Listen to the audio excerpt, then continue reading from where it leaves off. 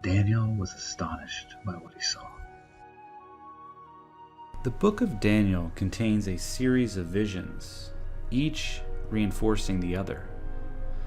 The visions of Daniel 2, 7, and 8 tell the same story.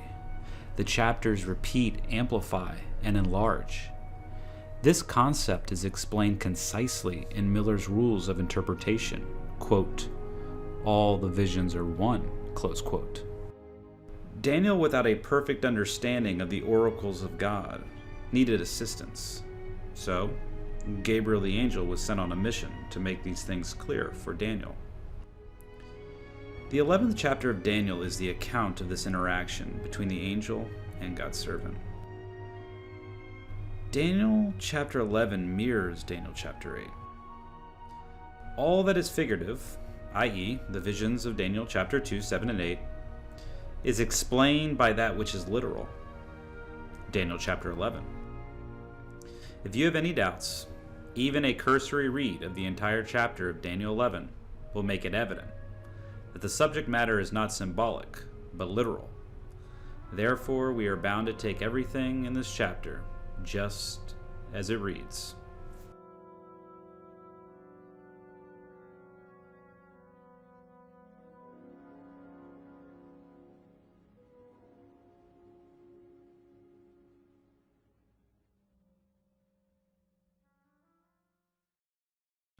This is our first video in a series that takes us step by step and traces down the 45 verses of Daniel 11.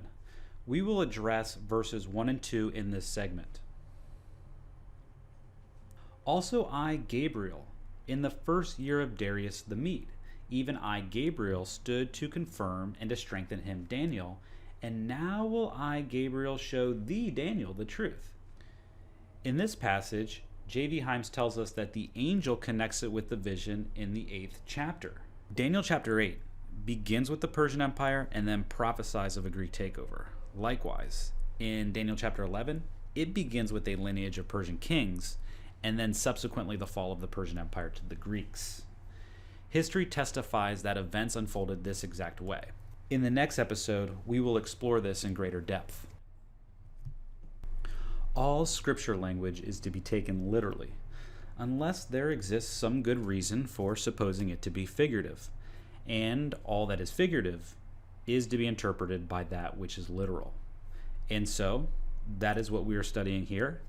Daniel 11 is the literal, concrete, objective realities, that is, actual kings, battles, councils, of which the symbols like the beast coming up out of the sea delineate in the previous chapters of Daniel.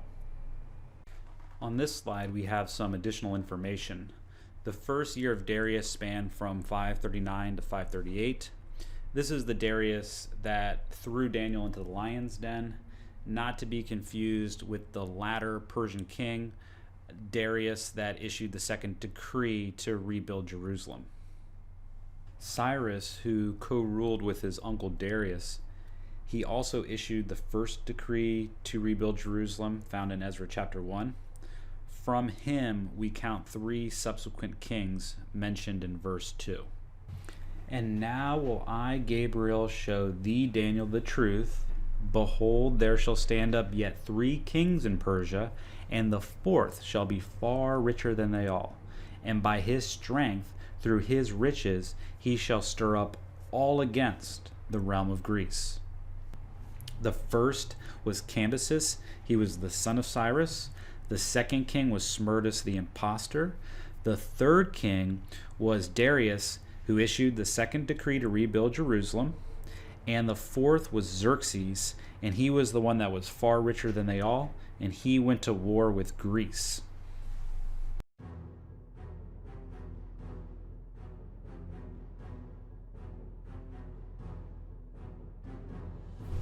It was in fulfillment of this prophecy that Xerxes invaded Greece in 480 BC with the largest army ever known, when, in resisting it, the 300 Spartans under Leonidas immortalized themselves at Thermopylae.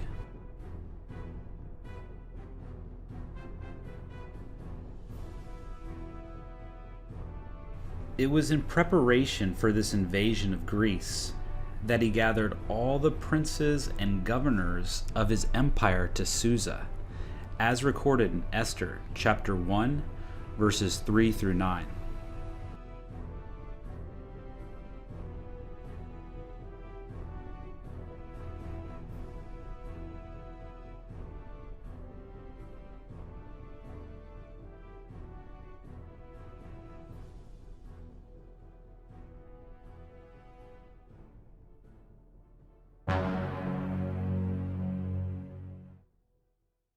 The battles of Marathon and Thermopylae and Salamis and Plataea are the keys of history. The turning point of history from east to the west was in these four great battles. Xerxes, though he technically won at Thermopylae, lost thousands of his men. Historians will tell you how the Greeks overcame Xerxes' invasion. And while it is true that the Greeks were wise to wage war in the narrow pass where Xerxes' enormous army could be neutralized, an even better reason exists for why the Greeks won the war. And only the student of prophecy can tell you why that is. For God prophesied of the demise of the Persians at the hands of the Greeks, and nothing can stem the tide of God's will.